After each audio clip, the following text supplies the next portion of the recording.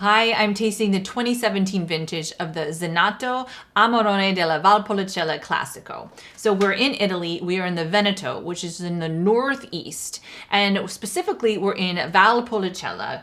And Classico is considered the very highest within the quality designation in that region. What we're talking about here is a blend of grapes. It's predominantly Corvina at 80%, with 10% Rondinella and then 5% Croatina and 5% Ossoletta. And this region itself has a lot of sort of rolling hillsides, limestone soils, and really is the thing to talk about here is the process. So this is a very winemaking driven wine, Amarone. It's made from dried grapes. So healthy grapes, grapes without botrytis or any desiccation, are harvested in the fall, and then they are dried for months on mats in lofts.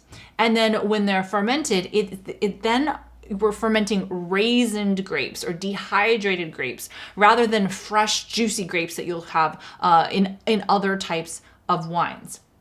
Now what happens is because we're fermenting these shriveled grapes, we have a very high concentration of sugar. It also concentrates the acidity. And what happens is you get on the nose, we can try this together, almost these notes, these raisined notes or sort of shriveled berry notes, concentrated berries on the nose. And then what you might notice if you're looking at the back of the bottle is that this wine is 16.5% in ABV. That's normal for Amarone, but high in the overall wine world in terms of what you might find in a wine that is not fortified. So let's try this together. It's sort of deep ruby. On the nose, it's really perfumed. There's a lot to talk about here. Of course, there's sort of strawberry, cherry, blueberry, but it's almost like a cherry liqueur, cassis. There's a little bit of like an herbal note, a chocolatey note. Just a lot to talk about. There's almost like an orange peel and ginger note that's coming out now that I'm swirling it. And let's taste it together.